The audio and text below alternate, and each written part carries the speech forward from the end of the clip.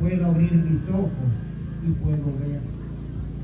Cuando uno abraza a un hijo o un esposo, es la bendición del amor en la familia, para que el esposo y la esposa continúen su caminar juntos hacia Dios.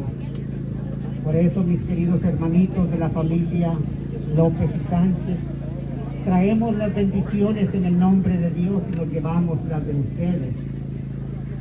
Vamos entonces a rezar un Padre Nuestro por las bendiciones que Dios nos da, de la comida, un techo donde dormir, un lugar donde trabajar, un país que nos espera y que extrañamos, pero la verdadera paz que también nos espera, que es el reino de Dios. Y vamos pues todos juntos.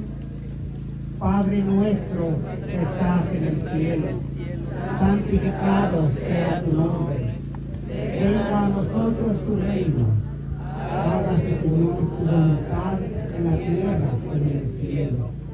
Danos hoy nuestro pan de cada día.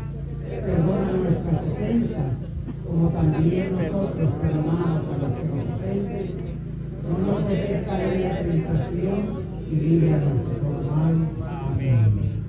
Glorifiquemos a Dios diciendo todos juntos: gloria al Padre, gloria al Hijo, gloria al Espíritu Santo, como era en el principio, ahora y siempre, por los siglos de los siglos. Amén.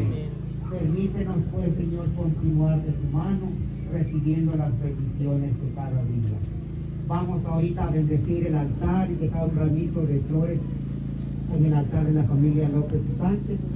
Pero mientras hacemos eso, ahora voy a invitar a los jóvenes y jovencitas que vengan acá, hermanitos, para que ustedes también sean bendecidos por Dios.